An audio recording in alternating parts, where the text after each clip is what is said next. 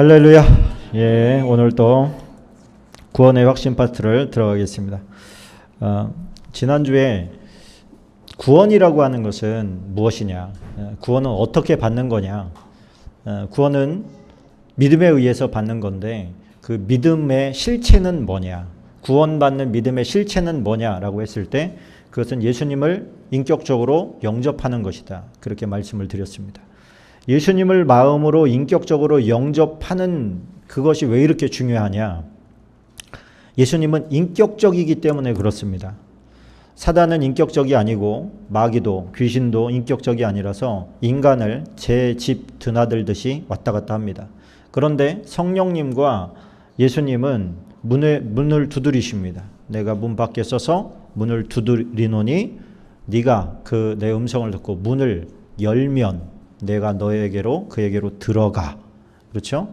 내가 문을 열지 않으면 그분은 안 들어오시는 분이에요.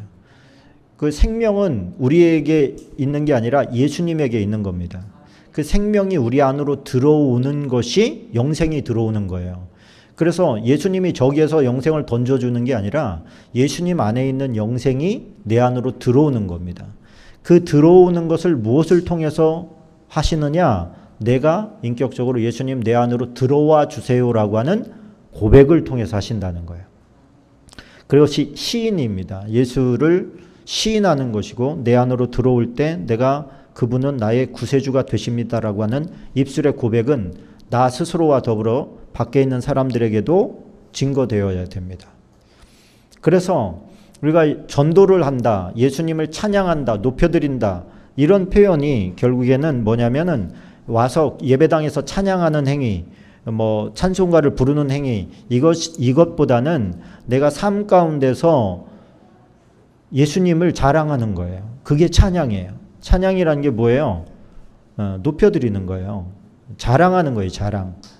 그것이 뭐예요? 예수님을 내가 삶 가운데 생활하면서 다른 사람들한테 자랑하는 거예요. 예수님이 나한테 어떻게 해주셨는지 알아? 예수님이 나를 어떻게 도와주셨는지 알아? 난 예수님이 너무 좋아. 내가 이렇게 했을 때 주님이 이렇게 해주셨어.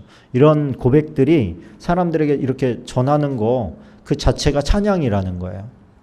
그리고 하나님을 찬양하라 할 때 와서 찬송가를 부르는 행위 그것만이 다가 아니라 내가 삶 가운데서 사람들에게 예수님을 높여드리는 행위 그게 찬양입니다. 믿는 구원받은 사람들이 이제 해야 될 삶 속에서의 실천이에요. 그것이 예배당에 와서 하는 게 다가 아니다. 그것은 일부분일 뿐이고 여기에 와서 하는 것과 밖에서 하는 것이 다르지 않아야 된다. 자, 우리 55쪽입니다. 페이지 55쪽인데 이 페이지를 쭉 읽어가면서 제가 설명드리도록 하겠습니다. 앞에서 당신은 당신의 마음 상태에 관한 10가지 질문에 대답함으로 당신이 구원받았음을 분명히 확인하셨습니다. 이제 당신은 그리스도인이 되었습니다. 그리스도인 되었다는 것은 믿음으로 그리스도를 영접하여 그분이 주신 사랑과 죄 용서함을 받는 것을 말합니다. 그것은 당신이 그리스도에게 당신의 지성과 감정과 의지를 헌신함으로 이루어집니다. 다시 말하면 당신의 전 인격을 그리스도에게 내어드리는 것입니다. 우리와 그리스도와의 관계는 결혼 관계의 예를 들어 설명할 수 있습니다. 결혼 관계에 있어서 똑같이 지성, 감정, 의지의 세 가지 요소가 있어야 합니다.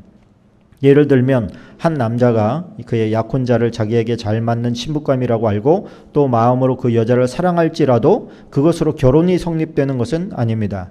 결혼은 지성과 감정 이상으로 의지를 필요로 합니다.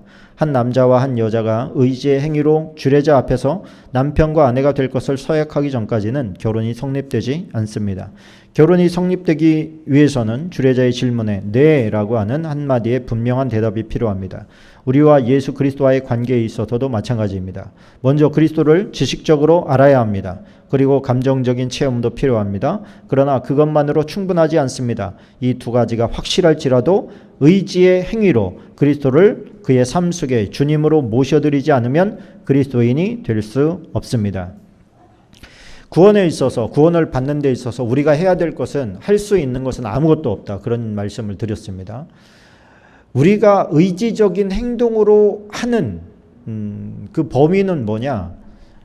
예수님을 모셔드리는 겁니다. 그거를 행위라고 한다면 그 행위라고 할 수 있을까요? 고백인데 이 고백도 행위다. 그러면 행위인 것이죠.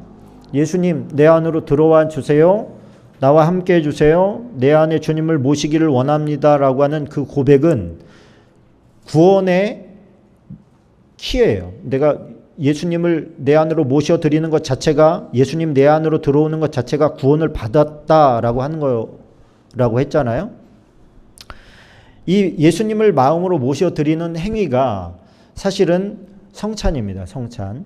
그래서 이런 행위를, 이런 고백을 내가 못했다 할지라도 성찬을 믿음으로, 성찬이 뭐예요? 예수님의 내 살과 내 피를 먹고 마시는 자는 내가 그 안에 거하고 그랬잖아요.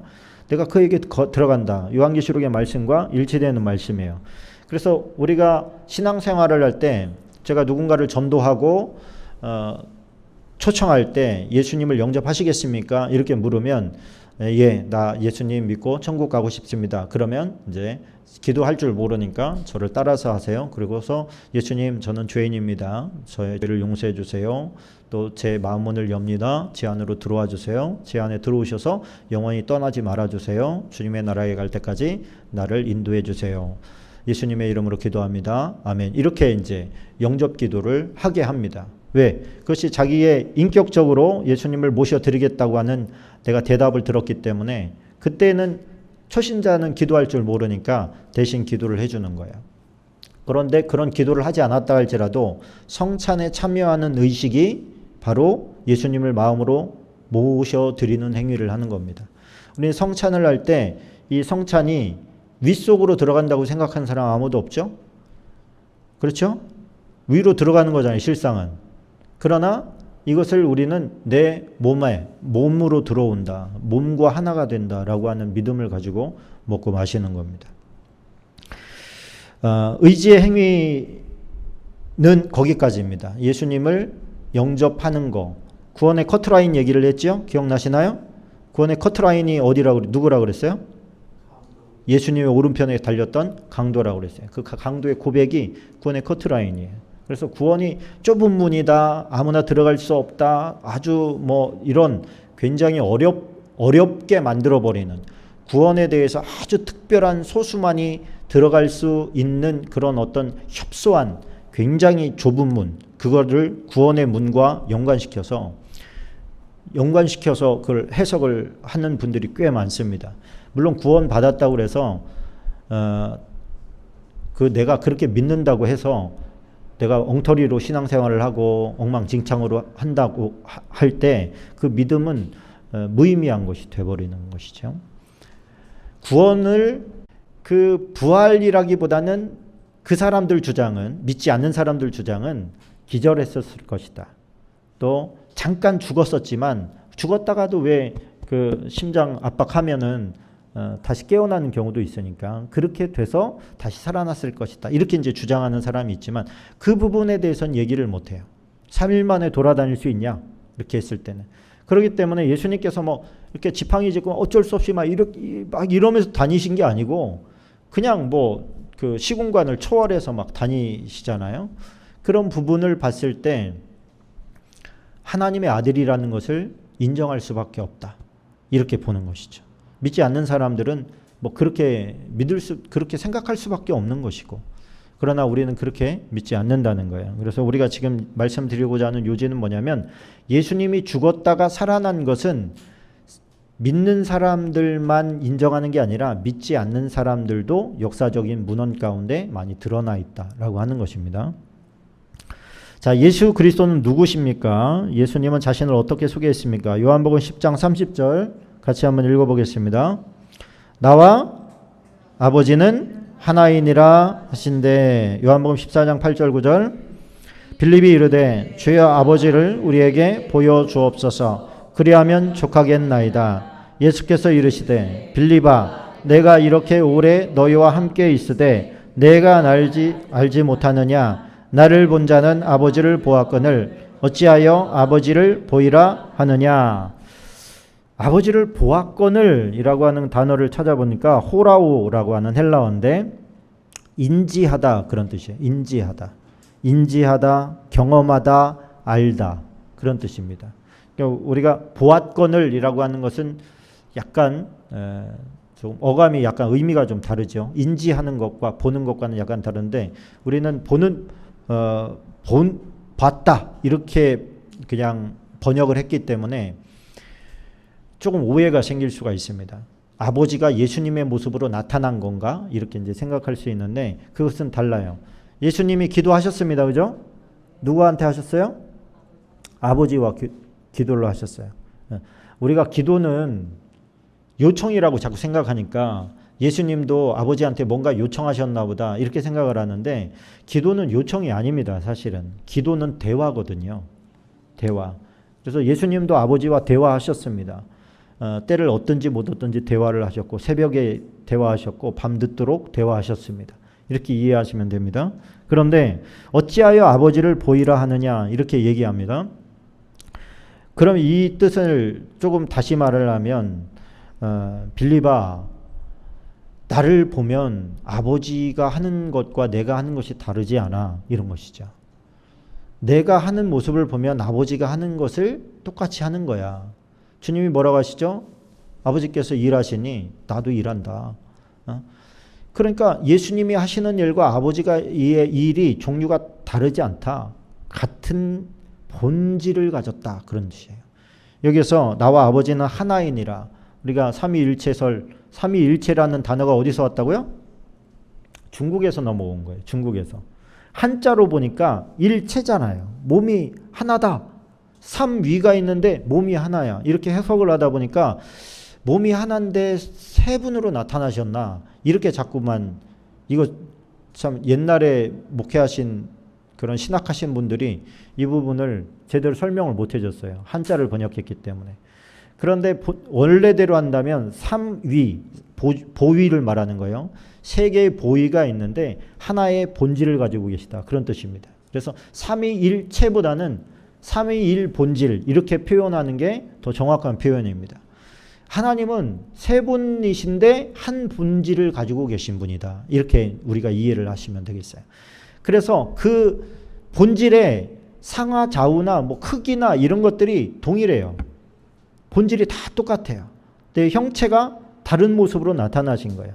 성부와 성자와 성령이 역할 분담을 하신 거야. 그렇다고 해서 이 부분은 이분만 할 수 있어. 이런 개념이 아닌 거예요. 다 하실 수 있는데 그 부분을 나눈 것 뿐입니다. 우리가 뭐 여기 청소하고 안쪽 청소하고 화장실 청소합시다. 그럴 때 분담을 한다고 했을 때 화장실밖에 청소하지 못하기 때문에 화장실 청소하는 게 아니란 얘기예요. 하나님께서 하실 때 예수님께서 승천하시면서 제자들에게 뭐라고 하세요? 또 다른 보혜사를 너희에게 보내주겠다. 예수님이 그러니까 누구셨다는 거예요? 보혜사셨다는 거예요.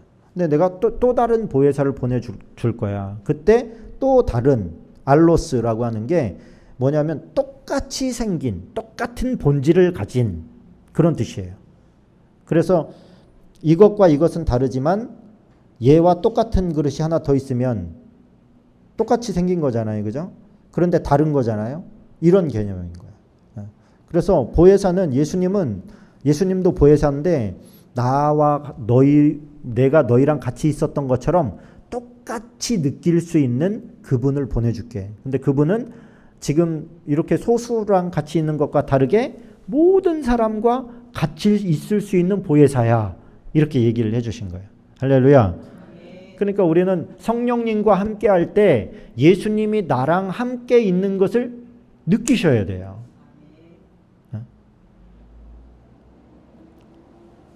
눈이 너무 빛나시네요. 막 빨려들 것 같아요, 박 집사님. 우리가 성령님 그러면서 성령님 어떻게 할까요? 또 예수님 어떻게 할까요? 우리가 기도를 할 때도 예수님 어떻게 할까요? 라고 한다고 성령님께서 서운해하지 않으세요. 또 아버지 하나님 이렇게 기도해야 되는데 주님 이렇게 한다고 그래서 아버지가 서운해하시거나 그런 게 아니에요. 왜? 같은 본질을 가지셨기 때문에 누구에게 하거나 그건 똑같은 거잖아요. 그 우리가 주님 그럴 때 지금 이제 우리 곁에 성령님의 모습으로 이제 와 계신 거잖아요. 그 성령님께서 예수님과 동행하듯이 예수님이 제자들과 뭐 하셨겠어요? 같이 식사도 하시고 같이 담소도 나누시고 걷기도 하시고 하셨던 것처럼 지금 성령님과 그 느낌이 있어야 된다는 거예요. 그 느낌이. 동떨어진 느낌이 아니고 내가 부를 때만 응답하시는 그런 분이 아니고 그냥 늘상 동행하시는 하나님. 그 하나님을 예수님은 제자들은 그걸 느꼈을까요? 제자들은 느꼈을 거라고 봅니다. 저는. 예수님이 하셨던 일을 자기들이 지금 하고 있거든요. 근데 자기들이 하는 게 아니라 성령께서 하게 하시는 거니까 이게 무슨 느낌인지 그는 예수님과 동행했던 것처럼 성령님과 동행하는 삶을 살았을 거예요. 지금 우리도 그런 삶을 살기를 이제 원하시는 거죠. 자, 예수님의 주위에 있던 사람들은 예수님을 어떻게 소개했습니까? 마태복음 14장 33절 같이 읽어봅니다. 배에 있는 사람들이 예수께 절하며 이르되 진실로 하나님의 아들이로소이다 하더라. 배에 있던 사람들이 하나님의 아들로 인정했습니다. 마태복음 27장 54절입니다. 백부장과 및 함께 예수를 지키던 자들이 지진과 그 일어난 일들을 보고 심히 두려워하여 이르되 이는 진실로 하나님의 아들이었도다 하더라. 이 예수님 십자가에서 돌아가셨을 때 지금 백부장과 지키던 자들이 한 얘기예요. 그들도 이분은 하나님의 아들이셨구나 이렇게 고백을 했다는 겁니다. 요한복음 20장 28절 도마가 대답하여 이르되 나의 주님이시요 나의 하나님이시니이다. 이 도마는 뭐예요? 야, 예수님이 진짜 나타났다고? 야, 웃기는 소리 하지 마라. 야, 진짜야. 우리가 봤어. 야, 나는 그냥 보는 거는 환상을 볼 수도 있는 거고 꿈을 꿀 수도 있는 거잖아. 나는 그 못자국 난 못 구멍에다가 손을 넣어보고 옆구리에 창자국에 손 집어넣기 전에는 나는 안 믿어. 이렇게 했더니 예수님께서 어떻게 하셔요? 예, 해봐라. 해봐라. 옆구리 한번 손 넣어봐라. 도마 같은 믿음의 유형이 있는 거예요. 그렇죠? 도마가 잘못 예수님의 책망을 조금 듣죠, 그죠? 야, 보지 않고 믿는 자가 더 복된 거야. 이렇게 얘기했지만 도마 때문에 우리는 지금 이것이 예수님이 부활했다는 것을 너무 확실하게 알 수가 있잖아요. 예수님은 그러니까 그 흔적을 가지고 계셨던 거죠. 부활체가 됐다 그래서 그 흔적이 다 없어진 게 아닌 거죠. 그냥 그 모습이 있으셨던 거예요. 예수님은 어떤 일을 하셨습니까? 지상생애 동안 그는 어떤 일을 하셨습니까? 사도행전 10장 38절 같이 있습니다. 하나님이 나사렛 예수에게 성령과 능력을 기름 붓듯 하셨음에 그가 두루 다니시며 선한 일을 하시고 마귀에게 눌린 모든 사람을 고치셨으니 이는 하나님이 함께 하셨음이라. 자, 지상생애 동안 예수님께서는 착한 일을 많이 하셨습니다. 그러니까 일반 사람들이 할 수 있는 착한 일들을 하셨고 또 치료하시는 하나님만 하실 수 있는 치료의 일들도 많이 하셨습니다. 예수님이 십자가에 죽으신 목적은 무엇입니까? 마태복음 10장 45절을 같이 봅니다. 인자가 온 것은 섬김을 받으려 함이 아니라 도리어 섬기려 하고 자기 목숨을 많은 사람의 대속물로 주려 함이니라. 그러니까 예수님이 죽으신 목적은 많은 사람을 위해서, 여기서 많은 사람이에요? 모든 사람이에요? 많은 사람이에요. 그러니까 모든 사람을 위해서 죽으신 것은 맞습니다만 그 예수님의 죽으심을 나의 대속 제물로 돌아가셨다라고 믿는 사람은 많은 사람의 부위에 속하는 거지 모든 사람이 그것을 인정하지는 않기 때문에 모든 사람이라고 예수님께서 표현을 하신 거예요. 그래서 예수님을 믿는 사람은 모두 구원을 받지만 모두 다 예수님을 인정하지 않기 때문에 많은 사람이 구원을 받게 되는 겁니다. 자, 로마서 5장 8절을 읽어봅니다. 우리가 아직 죄인 되었을 때 그리스도께서 우리를 위하여 죽으심으로 하나님께서 우리에 대한 자기의 사랑을 확증하셨느니라. 예, 5장 8절에 그렇게 나왔습니다. 우리를 위해서 죽으시고 자기의 사랑을 확증하는 행위가 뭐였다? 그게 십자가 사건이었다는 거예요. 예수님께서 십자가에 죽으신 목적은 내가 너희를 얼마나 사랑하는지 봐 라는 것입니다. 예수님이 십자가에 돌아가시지 않고 그냥 왕이 되었더라면 우리가 예수님의 사랑을 느낄 수 있을까요? 여러분, 예수님이 나 때문에 돌아가셨구나. 이런 게 진짜로 이렇게 막 몸으로 부딪혀 보신 분 한번 손 들어보세요. 네. 두 분, 아직 세 분이시군요. 놀랍습니다. 그게 아직 안 느껴지신 거군요. 그러니까 믿을 뿐이지 아직 느껴지지는 않은 거군요. 네. 그럴 수 있다고 생각합니다. 느껴지지 않아도 믿음은 믿음입니다. 부모님의 사랑이 느껴지지 않아도 부모님은 부모님인 거예요. 자, 근데 예수님이 왜 이 말씀을 하셨냐면 이런 거예요. 우리가 이렇게 기도할 수 있지 않을까요? 예수님이 만약에 이 땅에 오셔서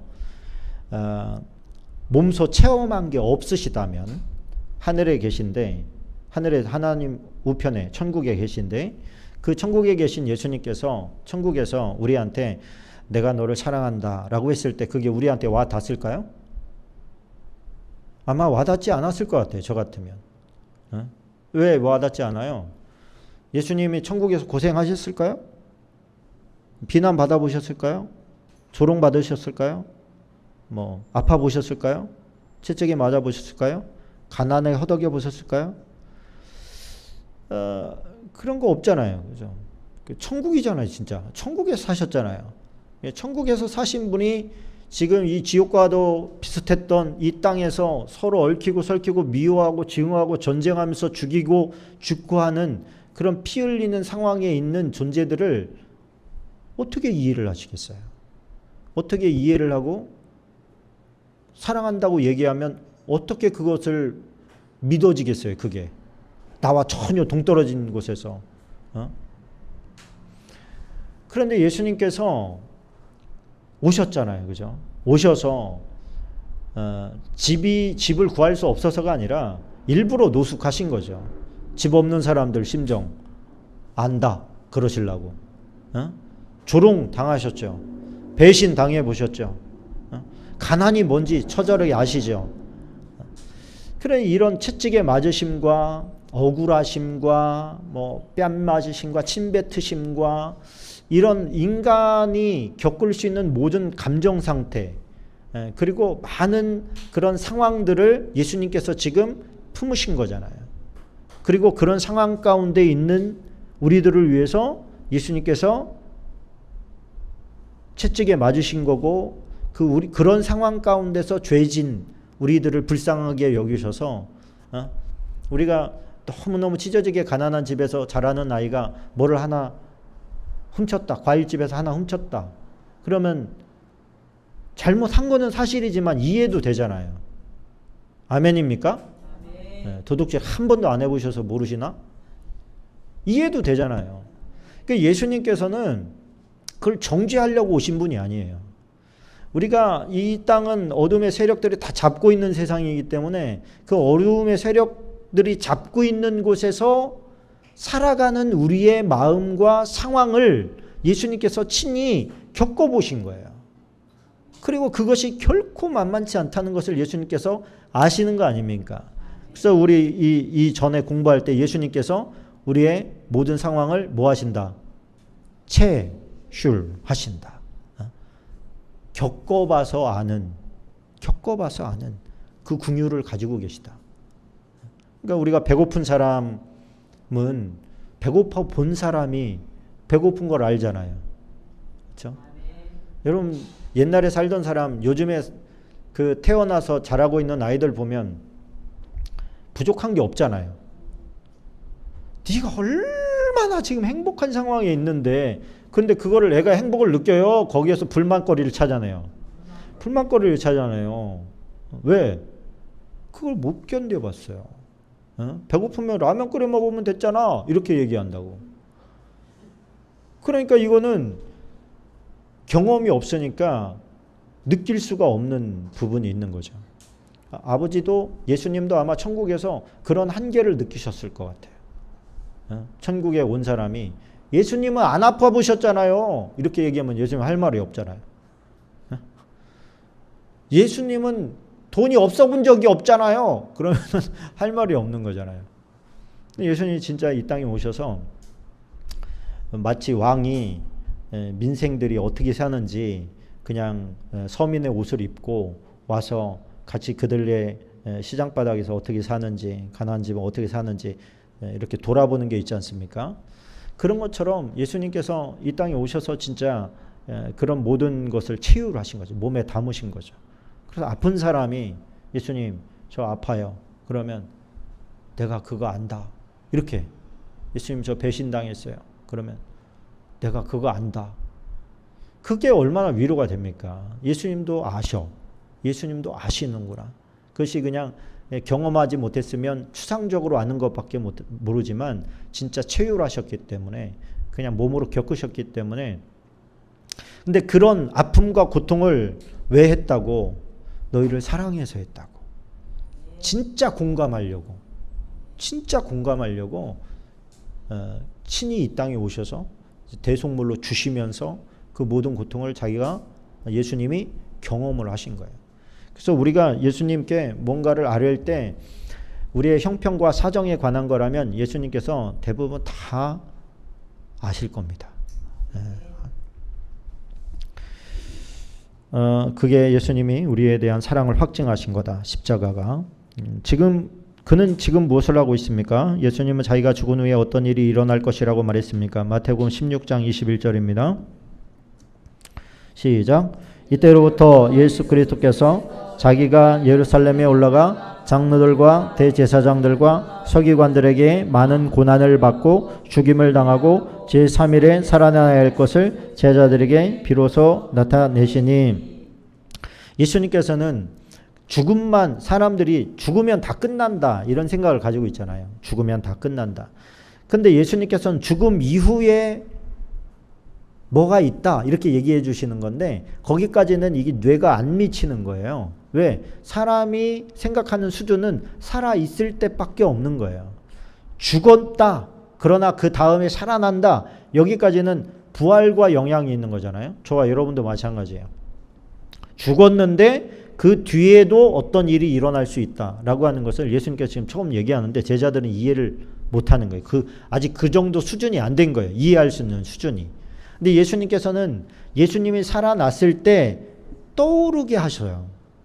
그래, 예수님께서 죽는다고도 하셨지만 살아난다고도 하셨어. 그 말씀이 이루어진 거네. 이런 깨달음이 확 다가오도록 미리 이해 못할 줄 알지만 말씀을 해주신 거예요. 예수님께서는 그래서 미리 말씀을 해주셨다는 겁니다.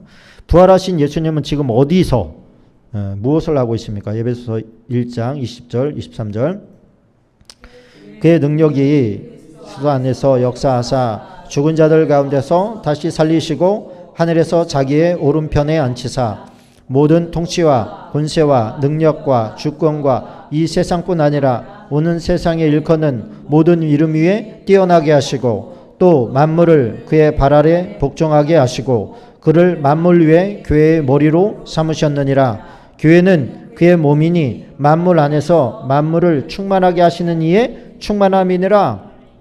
그러니까 예수님께서는 지금 뭐를 하고 계셔요? 하나님의 오른편에서 모든 것을 총괄하고 계신다. 주관하고 계신다는 거예요. 지금. 자, 당신은 예수를 믿어야 합니다. 요한복음 3장 16절이 가르치는 바를 요약하십시오. 자, 요한복음 3장 16절 다 외우시죠? 하나님이 세상을 이처럼 사랑하사 독생자를 주셨으니 이는 그를 믿는 자마다 멸망치 않고 영생을 얻게 하려 하심이니라. 자, 요약하면 뭐예요? 이 말씀 요약하면 하나님 우리를 사랑하시고 멸망하지 않게 하기 위해서 예수님 보내주셔서 그를 믿으면 영생하게 된다. 이거입니다. 자, 감정적인 체험 두 번째 들어갑니다. 감정이란 어떤 특정한 행위나 사건 혹은 경험에 대한 느낌이나 반응을 말합니다. 사람에게는 이런 감정이 있기 때문에 복음을 듣고 예수님에 대한 사실을 알고 그를 믿게 되는 과정에는 반드시 감정의 반응이 따릅니다. 그러나 감정에는 여러 가지 형태가 있는데 이것을 제대로 구별하지 못하게 될 때 하나님과의 관계에서 혼란을 일으키기 쉽습니다. 1. 신앙에는 감정적인 반응이 있습니다. 베드로의 설교를 들은 예루살렘 사람들의 반응과 스데반의 설교를 들은 유대인들의 반응은 어땠습니까? 사도행전 2장 37절 그들이 이 말을 듣고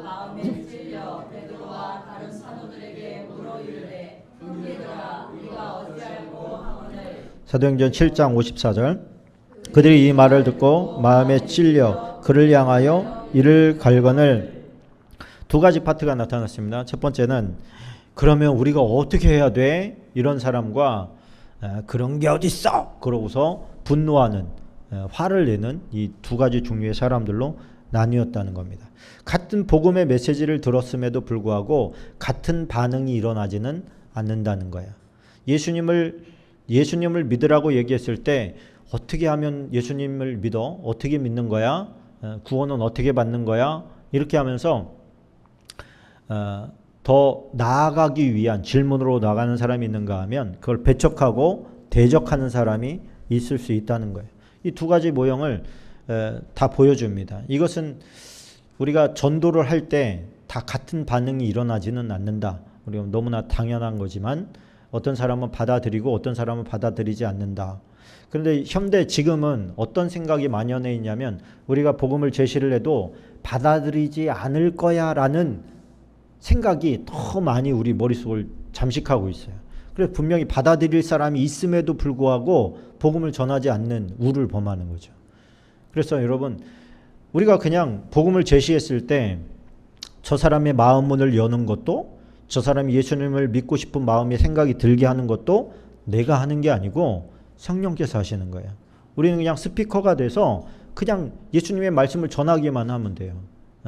만약에 이 스피커의 역할을 하나님께서 인정해 주시겠다는 거지, 네가 전도해서 구원시킨 저 사람의 영광을 너에게, 이런 개념이 아니에요. 우리는 누군가를 구원시킬 수 있는 존재가 아니에요. 우리는 단지 그냥 말해줄 수 있는 수준의 사람인 거예요. 그 사람의 마음, 내가 이렇게 얘기할 때 성령께서 그 사람의 마음을 움직일 수도 있는 것이고, 때로는 강팍해진 바로와 같은 마음이 되어서 대적자가 될 수도 있는 거예요. 근데 그 부분은 우리의 책임이 아니에요. 그 부분은 마음 문을 열든지 아니면 대적하든지 그건 우리의 책임이 아니에요. 우리가 왜 실망을 하냐면, 전도하다가 실망하냐면, 내가 혹시 잘못 전해서 저 사람이 예수님을 안 믿는 건 아닐까? 부족하게 전해서 안 믿는 건 아닐까? 이런 생각 때문에 조금 갈등이 될 때가 있는데, 그것은 우리 잘못이 아닙니다. 그런 생각을 심어줘서 아예 전도할 생각도 갖지 않게 하려고 하는 게 사단의 계략인 거죠. 우리는 어떻게 하면 돼요? 그냥 전하면 돼요. 예수님을 믿으라고 전하면 돼요. 우리 교회 한번 가보자. 전하면 되는 거예요. 그 선택은 본인들이 지는 거예요. 그래야 우리의 마음의 짐이 가벼워져서 죄책감에서 놓일 수가 있습니다. 우리 가족들이 다 예수님을 믿는데 안 믿는 가정들도 있죠. 그럼 그 가족들을 구원시켜야 될 책임이 나에게 있느냐? 없습니다. 가족들을 구원시켜야 될 책임은 나에게 있는 게 아니에요. 나의 책임은 뭐예요? 전하는 거예요. 전하는 거. 그런데 어떤 때는 이 두 가지 모형이 이렇게 나타나요. 지금은 대적인데 어떤 환경을 하나님께서 경험하게 한 후에는 그럼 어떻게 하면 돼가 될 수가 있는 거예요. 그런데 이것과 이 세 가지 패턴 가운데 이 사람이 어떤 상황에 있는지 우리는 모르니까 기회 될 때마다 그냥 전하는 거예요. 전해서 이 사람이 어떻게 하면 돼? 그러면 같이 교회 갑시다. 그래서 교회 와서 교회에서 복음 전함을 듣게 하고, 내가 복음을 전할 수 있는 정도의 말씀에 준비가 되어 있으면 그냥 내가 전해주면 돼요. 예수님을 믿는 거 그렇게 어렵지 않아. 구원받는 거 그렇게 어렵지 않아. 그러면 그 간단한 한마디에 어떤 사람은 통곡하고 회복하고 돌아오는 길이 있잖아요. 그렇죠? 그걸 누가 합니까? 하나님이 하시는 거예요. 옛날에 예수천당 지옥 불신지옥 있잖아요. 무식한 전도 방법. 그래 이것이 얼마나 많이 이게 역사가 일어나는지 몰라요. 안산역 앞에서 예수천당 불신지옥을 막 외치는데, 이게 마음이 깨끗하고 회개 철저히 하면 성령의 음성이 들립니다. 그러면 저 사람에게 가서 복음을 증거해라, 이런 음성이 들릴 때가 있어요. 그러면은 예전 같으면 순종 못 하는데 준비가 되어지면 그 순종하게 됩니다. 막 깡패 같은 애가 3명이 이렇게 오는데 가서 복음을 증거하라는 거예요. 그래 그냥 순종한 거예요. 가서 복음을 증거했어요. 안산역 앞인데 사람들이 바글바글한데 3명이서 복음을 제시했는데 2명은 콧방귀도 안 끼고 가려고 그래요. 근데 1명이 시선이 나랑 딱 마주쳤어요. 그 뭐예요? 그 영혼을 하나님께서 보고 계셨다는 거죠. 그래서 음란한 짓 하면 지옥 간다. 회개하고 천국 가야 된다. 그랬더니 얘 얼굴이 반짝반짝 눈이 빛나면서 어떻게 하면 됩니까? 예수님 영접해야 된다. 영접할래냐? 그랬더니 옆에 있는 2 친구한테 먼저 가 그러더라고요. 먼저 가. 그리고서 전철역 그냥 그 바닥에 무릎 꿇고 앉아가지고 영접기도 했어요. 그 친구가 지금 뭐 어디서 뭘 하는지 모르죠. 그러고 그냥 보냈으니까. 그랬는데 그 역할을 누가 하시느냐? 성령께서 하신다는 거예요. 이 2 사람은 아직 준비가 안 된 거예요. 하나님께서 때가 안 된 거죠. 하나님의 때가. 우리는 그 때를 몰라요. 우리가 할 수 있는 건 뭐예요? 얘기하는 거예요, 그냥. 그래서 그 사람이 예수님을 믿고 구원받았다고 해서 그게 내가 한 게 아니잖아요. 그렇죠? 그런데 그거를 마치 내가 한 것처럼 인정해 주시는 분이 하나님인 거지 실상은 내가 하는 게 아니고 어린아이에게 이거 해봐. 밑에서 막 이만큼 아빠가 하면서 애가 손 까딱했다니까 막 번쩍 들리니까 대단하다 막 박수 쳐주면 애들은 막 착각하죠. 그런 것과 같은 거예요. 왜 그러면 하나님께는 그 일이 그렇게 큰 일이 아니에요. 근데 우리가 할 때는 그거 보고 기뻐하는 거죠. 뭐 하는 거예요? 하나님과 함께 일을 한 기쁨을 얻게 하시려고 하는 거예요.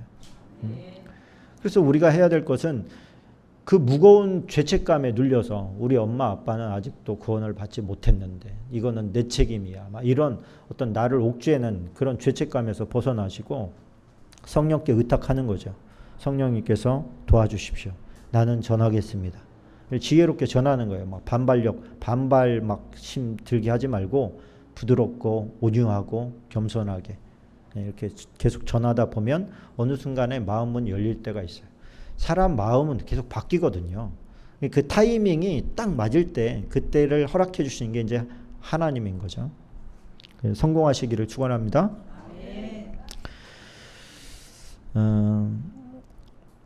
자, 그 2 부류의 사람의 신앙은 정반대였지만 그들에겐 공통적인 반응이 있었습니다. 감정적인 반응은 서로 다릅니다. 사도 바울은 어떠한 체험을 통하여 예수님을 알게 됐습니까? 사도행전 22장 6절로 10절. 가는 중 다메섹에 가까이 갔을 때 오정쯤 되어 호련히 하늘로부터 큰 빛이 나를 둘러 비치매 내가 땅에 엎드러져 들으니 소리 있어 이르되 사울아 사울아 내가 왜 나를 박해하느냐 하시거늘 내가 대답하되 주님 누구시니까 하니 이르시되 나는 내가 박해하는 나사렛 예수라 하시더라. 나와 함께 있는 사람들은 빛을 보면서도 나에게 말씀하시는 이의 소리는 듣지 못하더라. 내가 이르되 주님 무엇을 하리이까? 주께서 이르시되 일어나 다메섹으로 들어가라. 내가 해야 할 모든 것을 거기서 누가 이르리라 하시거늘. 바울은 다메섹으로 가는 그 길 위에서 빛과 음성으로 예수님을 만나게 됩니다. 그런 예수님의 참 기가 막힌 그런 체험을 통해서 예수님을 만나는 사람들도 적지 않게 있습니다. 이 자리에 계신 분들도 예수님을 그런 기가 막힌 어떤 기적적인 만남을 통해서 만나는 사람도 있어요. 그런데 디모데처럼 또 이런 경우도 있습니다. 디모데후서 1장 5절 이는 내 속에 거짓이 없는 믿음이 있음을 생각함이라. 이 믿음은 먼저 내 외조모 로이스와 내 어머니 유니게 속에 있더니 네 속에도 있는 줄을 확신하노라. 디모데의 신앙은 뭐냐면 말씀으로 교육받은 믿음이에요. 기적적인 체험을 통해서 하나님을 만나는 그런 케이스가 있는 것이고 어려서부터 하나님의 말씀을 잘 들어서 깨닫게 된 케이스도 있는 겁니다. 근데 이 2 믿음이 서로 다르지 않다는 거예요. 이쪽에서는 되게 부러운 거죠. 이쪽에서는 보통은 기적적인 경험과 체험을 가지고 하나님을 만나는 사람들은 대부분 집안에 천년열매들이 많습니다. 근데 이 천년열매들은 기적적인 만남을 통해서 배웠기 때문에 막 뜨겁고 열정적이에요. 그런데 이 디모데는 지금 모태신앙이잖아요. 모태신앙이라서 어려서부터 할머니와 엄마의 신앙이 그대로 유전됐어요. 그러니까 바울이 볼 때는 이게 너무 귀해 보이는 거예요. 야, 할머니와 엄마의 믿음이 기가 막히게 너한테 오버랩 됐구나. 네 엄마와 할머니의 믿음이 얼마나 좋은지 내가 알고 있는데 그게 너에게 그대로 투영됐구나. 그런데 디모데의 성품은 어때요? 굉장히 온유합니다. 온유합니다. 이게 첫열매들은 아직 가꿔지기 전이기 때문에 좀 투박하기도 하고 좀 성격도 있고 이게 좀 다혈질이기도 하고 뭐 이런 것들이 있는데 신앙으로 잘 훈련된 2세대, 3세대들은 이게 감정 변화가요 굉장히 좋습니다. 이 약간의 부모로부터 이미 아주 뱃속에서부터 훈련된 그런 것이 있기 때문에 2세대는 좋고 3세대는 더 좋고 더 훌륭해집니다. 그런데 이쪽에서 볼 때는 이쪽이 부럽잖아요. 부럽지 않습니까? 저는 신앙의 첫 열매이기 때문에 그 동기 목사님들이 이렇게 막 2세대, 3세대들이 있어요. 그러면요, 그 성격이 너무 온유하고 좋은 거예요. 착하고 기본이. 근데 저는 막 너무 가시가 너무 많은 거죠.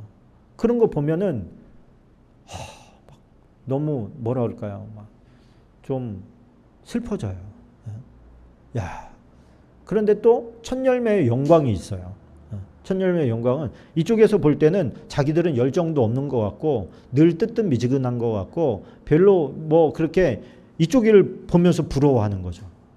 저렇게 하나님을 직접 만나고 경험하면 진짜 내가 뭔들 못하겠어. 근데 나는 그런 게 없어. 그냥 맨날 교회 가는 거니까 가는 거 봐. 이렇게 생각해. 그러니까 이게 두 개가 다 만족스러울 수는 없는 것 같아요. 그럼에도 불구하고 서로의 장점이 있다는 거예요. 장점이. 바울이 만약에 이런 다메섹 도상에서 엄청난 빛을 보면서 이 사람이 어떻게 되죠? 안질에 걸려요. 안질에. 소경이 됐다가 나중에 이제 아나니아를 통해서 눈이 씌었던 것이 벗겨지게 되죠. 이제 네가 그동안 봤던 것 그거 이제 다 가짜다. 그거에 대해서 눈을 감고 새로운 세계의 눈을 떠라. 그러면서 이제 눈을 딱 풀리는데 그 다음에 하나님께서 고쳐주셨으니까 완벽하게 고쳐졌어야 잘 안 고쳐졌어요. 잘 안 고쳐졌어요. 그래가지고 이게 보통 이게 괴로운 게 아니라 이게 바울은 얼마나 글쟁이입니까, 그죠? 글을 많이 쓰고 또 사람들 앞에서 연설해야 하고 설교하고 치료하고 그러면 전부 다 맨날 보는 건데 이게 막 아파가지고 이 감당이 안 되는 거예요. 그러니까 몇 번 기도했대요? 3번 간절히 기도했대요. 다른 사람은 손만 얹어도 낫는데 자기 손에 아무리 얹어도 안 낫는 거예요, 이게. 그래서 하나님 뭐라고 하셨어요? 내 은혜가 내게 족하다. 왜 은혜일까요? 아픈데? 자기를 돌아볼 수 있으니까. 뭐 하다가 지금 이거 걸린 거예요? 예수 믿는 사람 핍박하다가 잡아 가두고 죽이다가. 그러니까 자기가 눈이 아플 때마다 무슨 생각할 수밖에 없어요?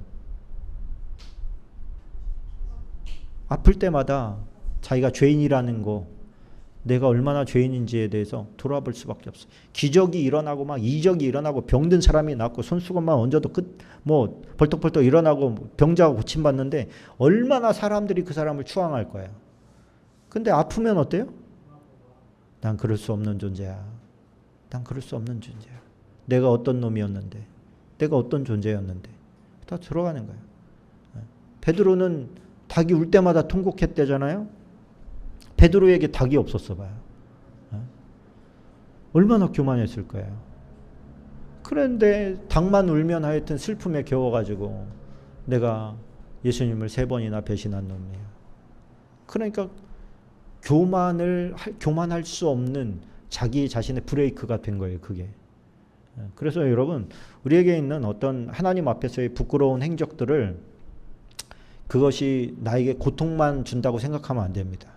우리 자신이 교만하지 않게 하는 하나님의 브레이크를 선물해 준 거야. 그러니까 그게 은혜인 거예요. 은혜. 이게 없었다면 사람이 교만해지고 높아져가지고 패망하게 되고 지옥으로 떨어질 수밖에 없는 존재인데 우리는 그런 걸 부러워할 게 아니라 나에게 있는 어떻게 보면 연약함, 내가 지은 죄, 또 내가 어떤 부분만 생각하면 부끄러워지는 그런 것들 때문에 내가 교만해질 수가 없지. 나를 브레이크 삼아서 늘 겸손함에 머물러 있게 하는 그런 사람들 되시기를 주님의 이름으로 축원합니다. 오늘 또 얼마 못 나갔네요. 자, 이게 뭐 진도만 나가자면 금방 나갈 수 있습니다만 제가 이거 기록으로 남겨놓는 게 잘하는 것 같아요. 왜 그러냐면은 몇 번이든 들을 수 있고 그래서 한 번 나갈 때 좀 잘 나가는 게 좋을 것 같습니다. 좀 천천히 나가더라도 이해해 주시기를 바랍니다. 다음 주에 3번 나가도록 그렇게 하겠습니다. 잠깐 기도하고 마치도록 하겠습니다. 참 좋으신 주님 감사합니다. 달고 오묘한 하나님의 말씀을 저희들이 배워나갑니다.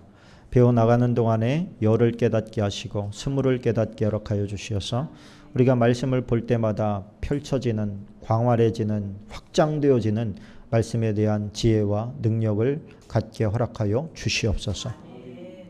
배울 뿐만이 아니라 그것이 또한 우리의 삶이 되어서 그대로 실천해 나갈 수 있는 능력도 성령님께서 허락해 주시옵소서.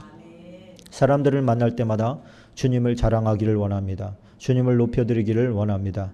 우리의 생각 속에서 역사하시고 삶 가운데 함께 하시는 하나님의 능력이 우리에게 아버지 날마다 더해지게 인도하여 주옵소서. 예수님의 이름으로 기도하옵나이다. 아멘.